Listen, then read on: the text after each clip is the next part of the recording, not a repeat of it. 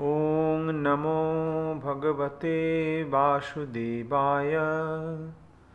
ॐ नमो भगवते वासुदेवाय। ॐ नमो भगवते वासुदेवाय। শ্রীমদ্ভাগবত প্রথম স্কন্ধ নবম অধ্যায় শ্লোক সংখ্যা 24। সদেব দেব ভগবান প্রতীক্ষিতাং কলেবরং যাবদিদং হীনমহম প্রসন্নহাসারুণলোচনল্লসাৎ মুখাম্বুজোধ্যানপতশ্চতুর্ভুজঃ। অনুবাদ: আমার প্রভু, যিনি চতুর্ভুজ এবং যাঁর বদনকমল নবোদিত সূর্যের মতো রক্তিম নেত্র ও প্রফুল্ল হাস্যের দ্বারা সুশোভিত, তিনি কৃপা করে আমার এই জড় দেহ পরিত্যাগের মুহূর্তে আমার জন্য প্রতীক্ষা করুন। ভীষ্মদেব ভগবানের উদ্দেশ্যে এই প্রার্থনা করছেন। তাৎপর্য: ভীষ্মদেব ভালোভাবেই জানতেন যে শ্রীকৃষ্ণ হচ্ছেন আদি নারায়ণ। তাঁর আরাধ্য বিগ্রহ ছিল চতুর্ভুজ নারায়ণ বিগ্রহ, কিন্তু তিনি জানতেন যে চতুর্ভুজ নারায়ণ হচ্ছেন শ্রীকৃষ্ণের অংশ। পরোক্ষভাবে তিনি চেয়েছিলেন যে শ্রীকৃষ্ণ যেন তাঁর চতুর্ভুজ নারায়ণ রূপ প্রকাশ করেন। বৈষ্ণব তাঁর ব্যবহারে সর্বদাই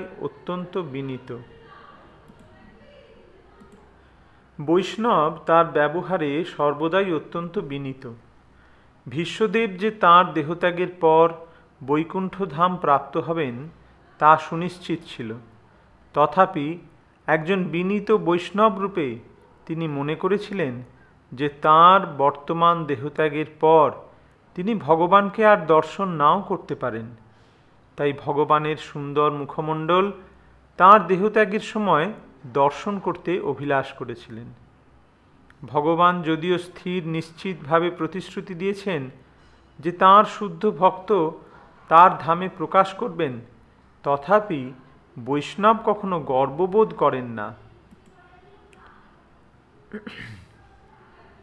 এখানে ভীষ্মদেব বলেছেন, যতক্ষণ পর্যন্ত না আমি এই দেহ ত্যাগ করি, তার অর্থ হচ্ছে যে সেই মহারথী তার ইচ্ছা অনুসারে দেহত্যাগ করার জন্য প্রস্তুত হচ্ছিলেন।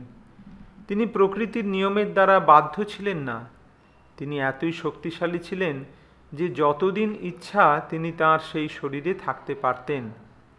তিনি তার পিতার কাছ থেকে এই বর প্রাপ্ত হয়েছিলেন। তিনি চেয়েছিলেন যে ভগবান যেন তাঁর চতুর্ভুজ নারায়ণ রূপে তাঁর সম্মুখে থাকেন, যাতে তিনি তাঁর ধ্যান করে সমাধিস্থ হতে পারেন। তখন তাঁর মন ভগবানের চিন্তা করে পবিত্র হয়ে যাবে। এইভাবে তিনি কোথায় যাবেন সে সম্বন্ধে তার কোনো দুশ্চিন্তা ছিল না। শুদ্ধ ভক্ত কখনোই ভগবদ্ধামে ফিরে যাওয়ার জন্য উৎকণ্ঠিত নন। তিনি কেবল ভগবানের শুভ ইচ্ছার উপরেই সম্পূর্ণভাবে নির্ভর করেন। ভগবান যদি তাকে নরকেও প্রেরণ করেন, তাহলেও তিনি একইভাবে তৃপ্ত থাকেন। ভগবানের শুদ্ধ ভক্ত কেবল একটি বাসনাই পোষণ করেন, এবং তা হল তিনি যে অবস্থাতেই থাকেন না কেন তিনি যেন সর্বদা ভগবানের শ্রীপাদপদ্মের ধ্যানে গভীরভাবে মগ্ন থাকতে পারেন। ভীষ্মদেব কেবল সেটিই চেয়েছিলেন, অর্থাৎ ভগবানের ধ্যানে মগ্ন হয়ে তিনি যেন তাঁর দেহত্যাগ করতে পারেন। এটি হচ্ছে শুদ্ধ ভক্তের সর্বোচ্চ অভিলাষ। শ্লোক সংখ্যা 25। সুত উবাচ যুধিষ্ঠিরস্তথা শয়ানম শরপঞ্জরে অপৃচ্ছৎ বিবিধান ধর্মান ঋষীণাং চ অনুশৃণ্যতাম। অনুবাদ: সুত গোস্বামী বললেন, ভীষ্মদেবের সেই মর্মস্পর্শী বাক্য শ্রবণ করে মহারাজ যুধিষ্ঠির সমস্ত মহান ঋষিবর্গের সমক্ষে সরশয্যাশায়ী ভীষ্মদেবের কাছে ধর্ম বিষয়ক বিভিন্ন কর্তব্য কর্মাদির আবশ্যক নীতি নিয়মাদি সংক্রান্ত প্রশ্ন জিজ্ঞাসা করতে লাগলেন। তাৎপর্য: ভীষ্মদেবকে এইভাবে মর্মস্পর্শী স্বরে কথা বলতে দেখে মহারাজ যুধিষ্ঠির বুঝতে পেরেছিলেন যে তিনি শীঘ্রই দেহত্যাগ করবেন।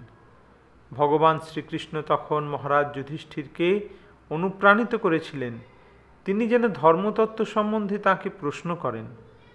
ভগবান শ্রীকৃষ্ণ বহু মহর্ষিদের উপস্থিতিতে যুধিষ্ঠির মহারাজকে ভীষ্মদেবের কাছে প্রশ্ন করার জন্য অনুপ্রাণিত করার মাধ্যমে বুঝিয়েছিলেন যে ভীষ্মদেবের মতো মহান ভগবত ভক্ত আপাত দৃষ্টিতে একজন বৈষয়িক মানুষের মতো জীবনযাপন করলেও মহর্ষিদের থেকে, এমনকি ব্যাসদেবের থেকেও শ্রেষ্ঠ। আর আরেকটি বিষয় হচ্ছে যে ভীষ্মদেব তখন কেবল সরসজ্জাতেই শায়িত ছিলেন না, অধিকন্তু সেই অবস্থায় তিনি অত্যন্ত বেদনাও অনুভব করছিলেন। এরকম অবস্থায় তাকে কোনো প্রশ্ন করা উচিত ছিল না, কিন্তু শ্রীকৃষ্ণ প্রমাণ করতে চেয়েছিলেন যে তাঁর শুদ্ধ ভক্ত দিব্য জ্ঞানের প্রভাবে দেহ এবং মনে পূর্ণরূপে সুস্থ থাকেন। অতএব ভগবত ভক্ত যে কোনো অবস্থাতেই জীবনের আদর্শ মার্গ সম্বন্ধে উপদেশ দিতে সম্পূর্ণরূপে সমর্থ।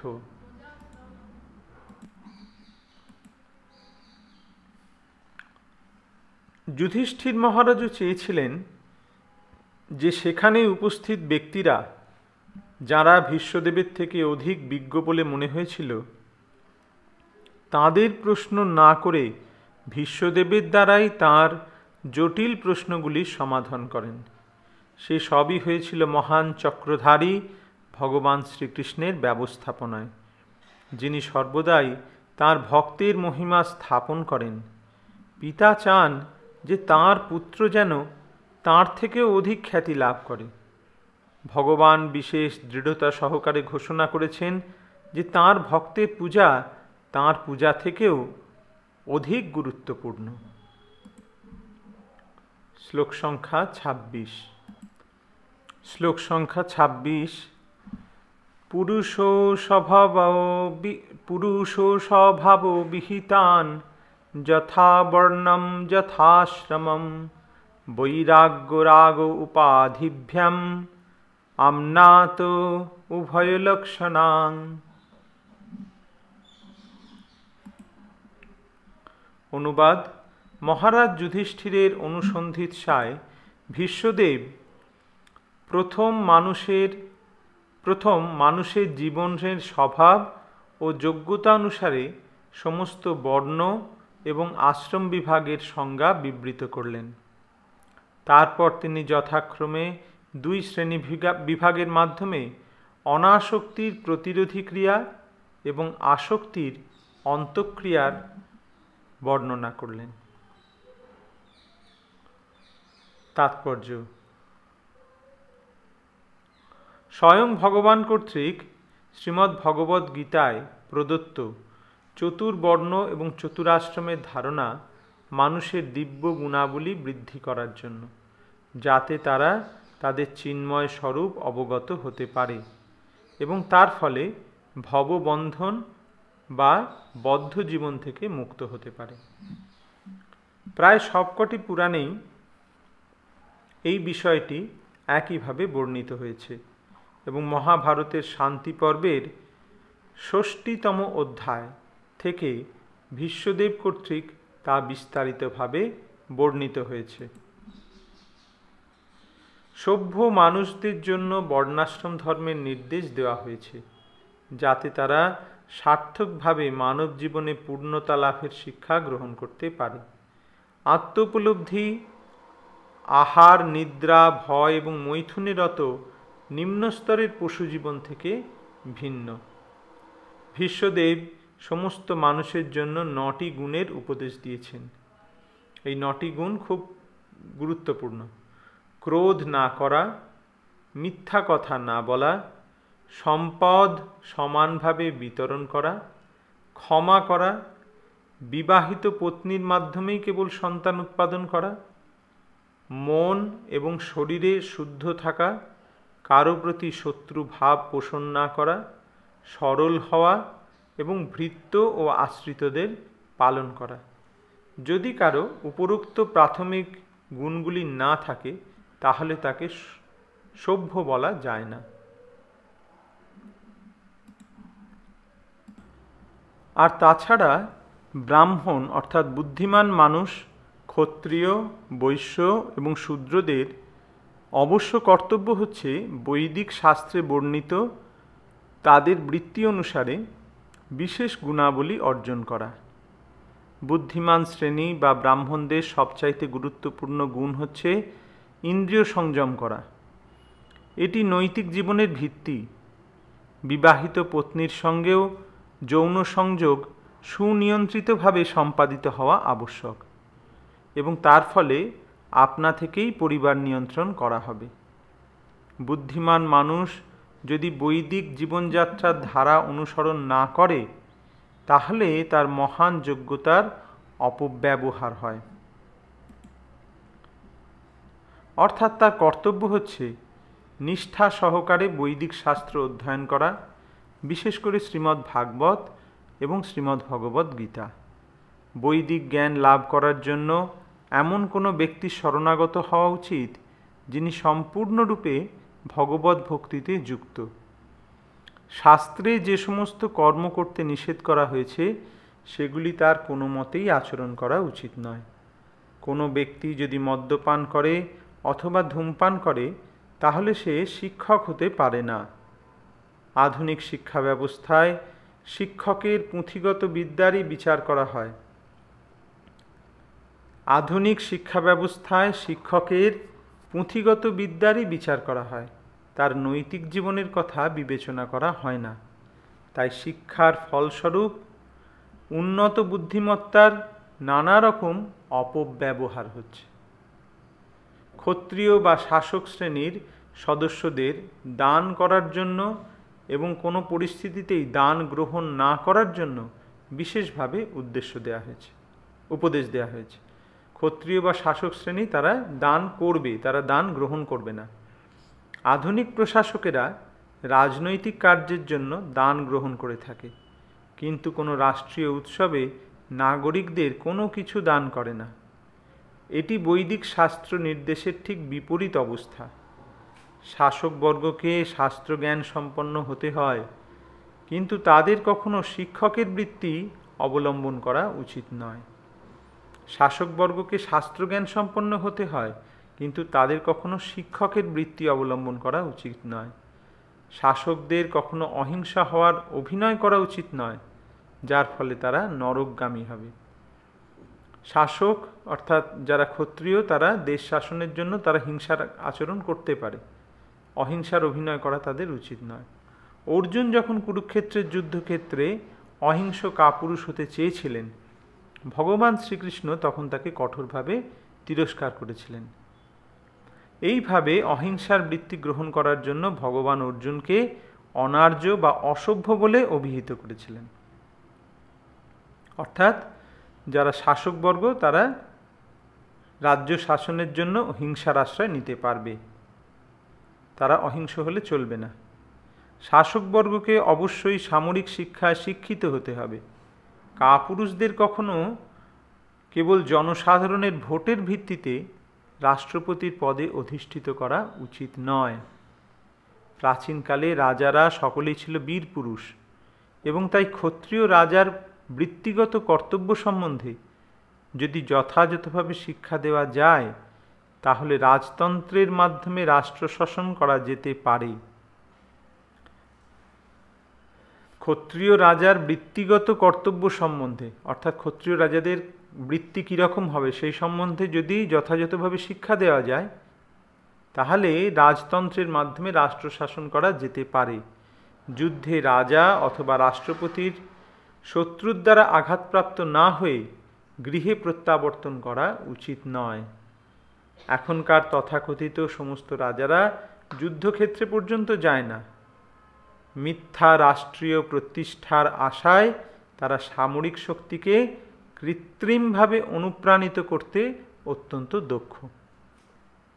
মিথ্যা প্রতিষ্ঠার আশায় তারা সামরিক শক্তিকে কৃত্রিমভাবে অনুপ্রাণিত করতে অত্যন্ত দক্ষ।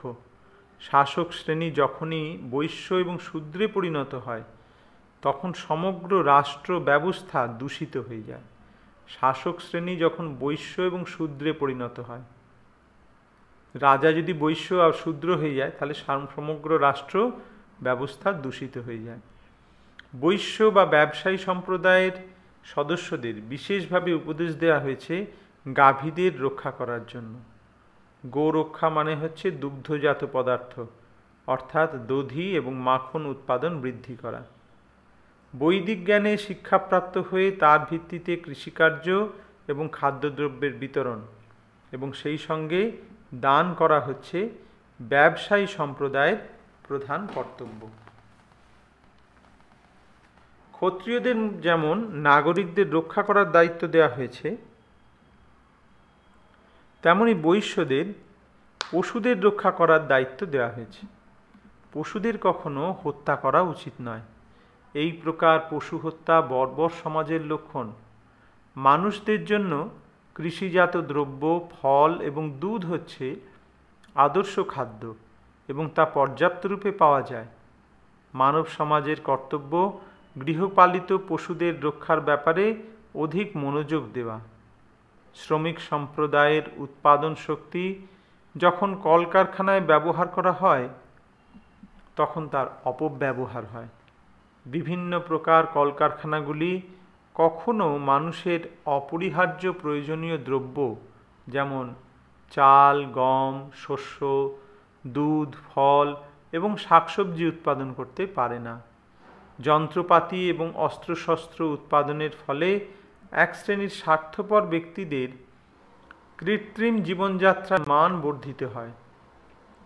যন্ত্রপাতি এবং অস্ত্রশস্ত্র উৎপাদনের ফলে এক শ্রেণীর স্বার্থপর ব্যক্তিদের কৃত্রিম জীবনযাত্রার মান বর্ধিত হয়, আর হাজার হাজার মানুষ অনাহারে থাকে এবং অশান্তি ভোগ করে। এটি কখনো মানব সভ্যতার আদর্শ হওয়া উচিত নয়। শূদ্র বা অল্পবুদ্ধিসম্পন্ন মানুষদের স্বতন্ত্রতা থাকা উচিত নয়। যারা অল্প বুদ্ধি সম্পন্ন তাদের যদি স্বতন্ত্রতা দেওয়া হয় তাহলে তারা কী করবে? তারা স্বেচ্ছাচারী হয়ে উঠবে। তাদের কর্তব্য হচ্ছে ঐকান্তিকভাবে সমাজের তিনটি উচ্চ বর্ণের সেবা করা। উচ্চ বর্ণের সেবা করার মাধ্যমে শূদ্রেরা জীবনের সব রকমের সুখ স্বাচ্ছন্দ্য লাভ করতে পারে। শাস্ত্রে বিশেষভাবে নির্দেশ দেওয়া হয়েছে যে শূদ্রের কখনো ধন সঞ্চয় করা উচিত নয়। শূদ্র যখনই ধন সঞ্চয় করে তখনই সে আসবপান মানে মদ্যপান, স্ত্রী সঙ্গ এবং দ্যুতক্রীড়া মানে জুয়া খেলা আদি পাপকর্মে লিপ্ত হয়। শূদ্রের হাতে যদি ধন সঞ্চয় হয় তাহলে সে কী করবে? সে তখন এই পাপ কার্যে লিপ্ত হবে, সেই ধরনের অপব্যবহার করবে। আসবপান, স্ত্রী সঙ্গ এবং দ্যুতক্রীড়া সূচিত করে যে জনসাধারণ শূদ্রের থেকেও অধঃপতিত হয়ে গেছে। এখনকার জনসাধারণ দেখবেন এটাই করছে। কোনো বিশেষ অনুষ্ঠান, ফেস্টিভ্যাল মানেই তারা তাতে কী খায়? মদ খায়, স্ত্রী সঙ্গ আর জুয়া খেলা। এ থেকে বোঝা যায় যে জনসাধারণ শূদ্রের থেকেও অধঃপতিত হয়ে গেছে। উচ্চ বর্ণের কর্তব্য হচ্ছে সর্বদা শূদ্রদের পালন করা এবং তাদের পুরাতন এবং ব্যবহৃত বস্ত্র ব্যবহার করা।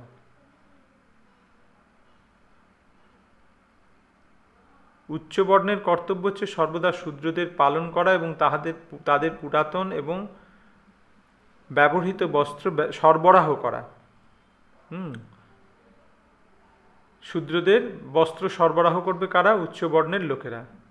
প্রভু, বৃদ্ধ এবং অক্ষম হলে শূদ্রের তাকে ত্যাগ করে যাওয়া উচিত নয়। এবং প্রভুর কর্তব্য হচ্ছে ভৃত্যকে সর্বতোভাবে সন্তুষ্ট রাখা। কোনো যজ্ঞের পূর্বে সর্বপ্রথম শূদ্রদের প্রচুর ভোজন এবং বস্ত্রের দ্বারা সন্তুষ্ট করা উচিত। এই যুগে লক্ষ লক্ষ টাকা খরচ করে বহু উৎসবের আয়োজন করা হয়, কিন্তু দরিদ্র শ্রমিকদের ভোজন করানো হয় না, দান দেওয়া হয় না বা বস্ত্র ইত্যাদি দেওয়া হয় না। তার ফলে শ্রমিকেরা অসন্তুষ্ট হয় এবং আন্দোলন করে। এক কথায় বর্ণ হচ্ছে ভিন্ন ভিন্ন বৃত্তির বিভাগ, যার বৃত্তি মানে হচ্ছে কর্ম, যার যেরকম কর্ম কাজ অনুসারে তাদের বিভাগটাই হচ্ছে বর্ণ। এবং আশ্রম ধর্ম হচ্ছে আত্মোপলব্ধির পথে প্রগতির ক্রম। তারা উভয়েই পরস্পরের সঙ্গে সম্পর্কযুক্ত এবং পরস্পরের উপর নির্ভরশীল। আশ্রম ধর্মের প্রধান উদ্দেশ্য হচ্ছে জ্ঞান এবং বৈরাগ্য জাগ্রত করা। ব্রহ্মচারী আশ্রম ভবিষ্যৎ জীবনের জন্য প্রশিক্ষণ স্থল। এই আশ্রমে শিক্ষা দেওয়া হয় যে এই জড়জগৎ জীবের প্রকৃত আবাস নয়। বদ্ধ জীবেরা জড়া প্রকৃতির বন্ধনে বন্দী হয়ে আছে এবং তাই আত্মোপলব্ধি হচ্ছে জীবনের পরম লক্ষ্য। সমগ্র আশ্রম ধর্মের উদ্দেশ্য হচ্ছে বৈরাগ্য সাধন। যিনি বৈরাগ্যের এই মূল ভাবনা গ্রহণ করতে অক্ষম, তাকে বৈরাগ্যের ভাব নিয়ে গৃহস্থ আশ্রমে প্রবেশ করার অনুমতি দেয়া হয়। তাই যে বৈরাগ্যের ভাব প্রাপ্ত হয়েছে সে তৎক্ষণাৎ চতুর্থ আশ্রম বা সন্ন্যাস আশ্রম সরাসরিভাবে গ্রহণ করতে পারে এবং ধন সঞ্চয় না করে তাকে কেবল দান গ্রহণের মাধ্যমে চরম উপলব্ধির জন্য দেহ ধারণ করতে হয়। গৃহস্থ আশ্রম আসক্তদের জন্য এবং বানপ্রস্থ ও সন্ন্যাস আশ্রম তাদেরই জন্য যারা জড়জাগতিক জীবনের প্রতি বিরক্ত হয়েছে। ব্রহ্মচর্য আশ্রম আসক্ত এবং বিরক্ত উভয়েরই প্রশিক্ষণের জন্য।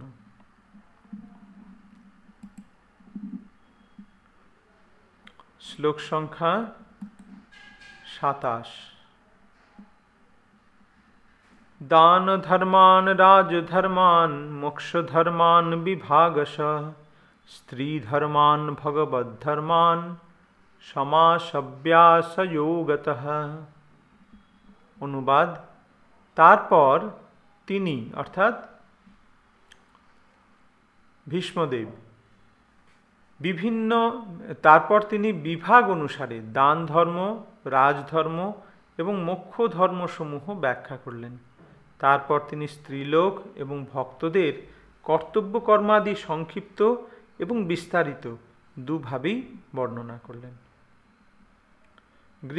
তাৎপর্য: দান করা গৃহস্থদের প্রধান কর্তব্য এবং তার কষ্টার্জিত ধনের অন্তত 50% দান করার জন্য তার প্রস্তুত থাকা উচিত।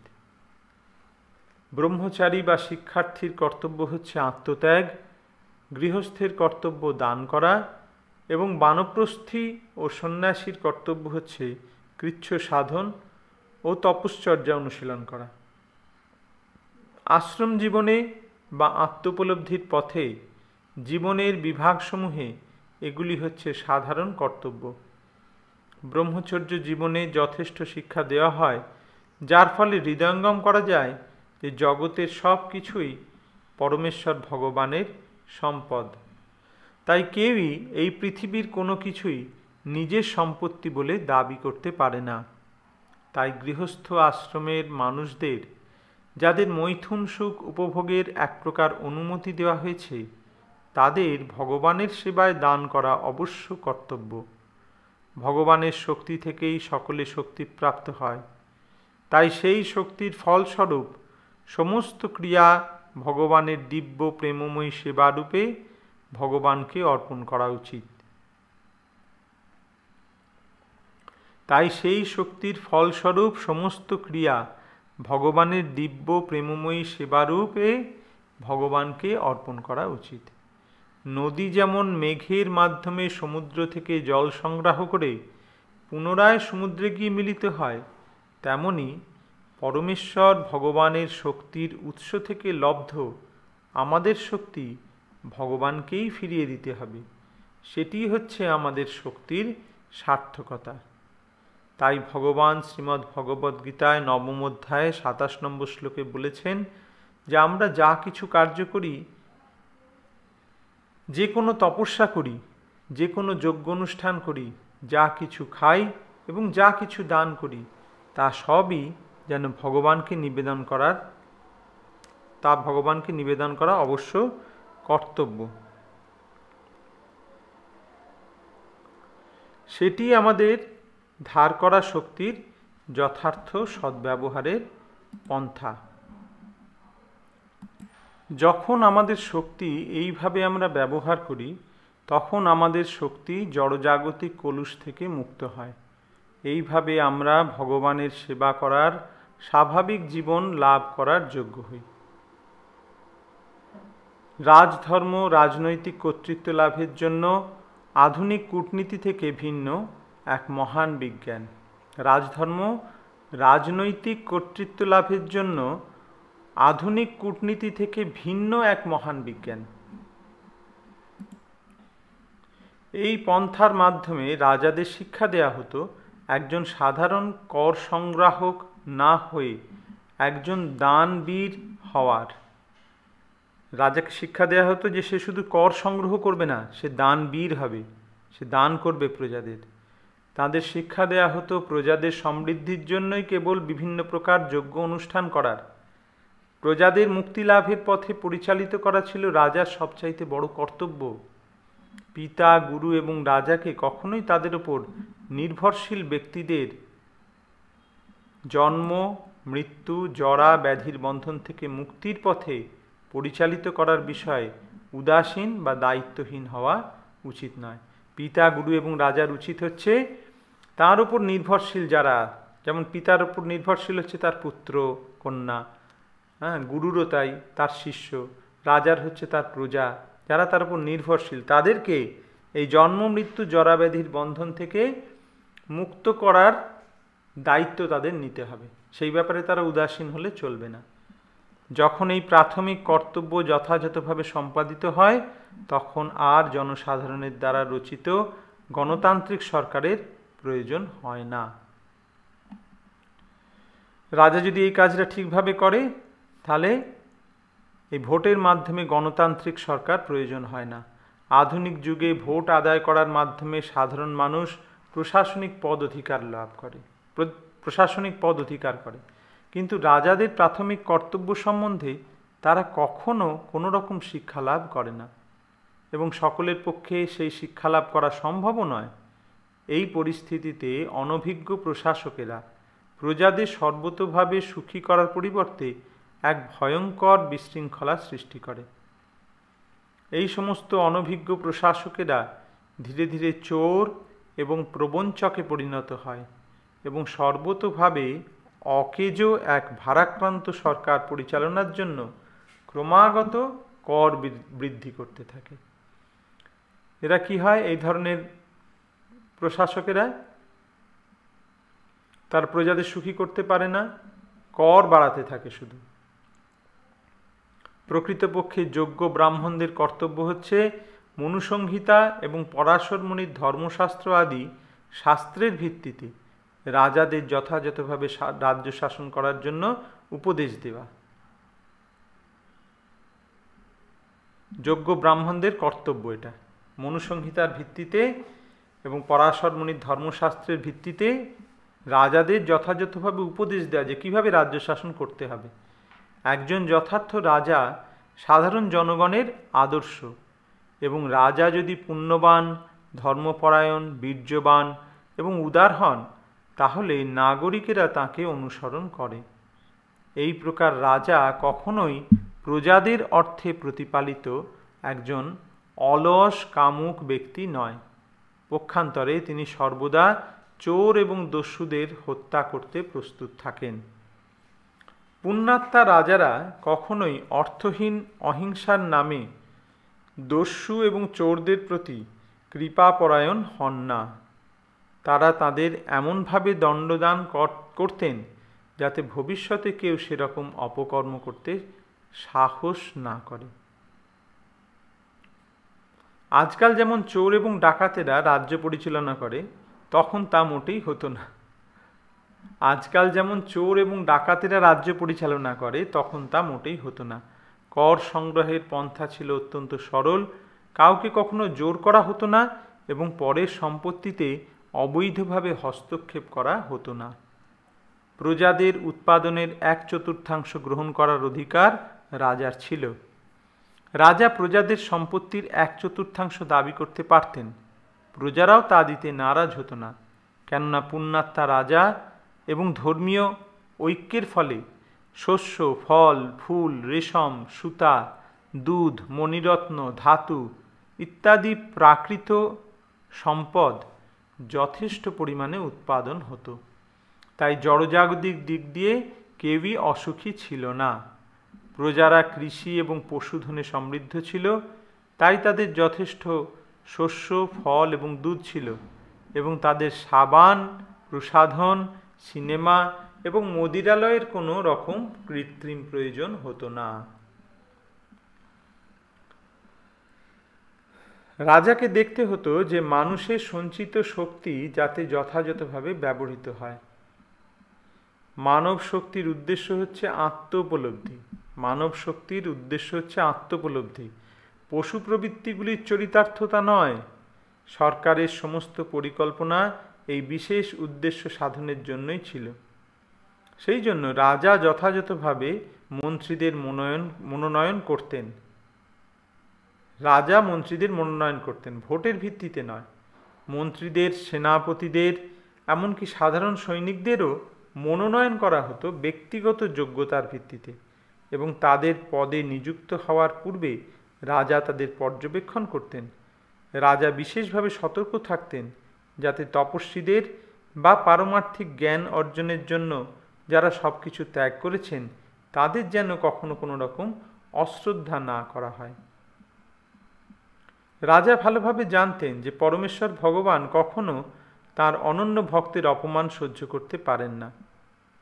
এই প্রকার তপস্বীরা দুর্বৃত্ত এবং চোরেদের কাছেও বিশ্বস্ত ও শ্রদ্ধার পাত্র ছিলেন। এই প্রকার তপস্বীরা দুর্বৃত্ত এবং চোরদের কাছেও বিশ্বস্ত ও শ্রদ্ধার পাত্র ছিলেন, যারা কখনো তাদের আদেশ অমান্য করত না।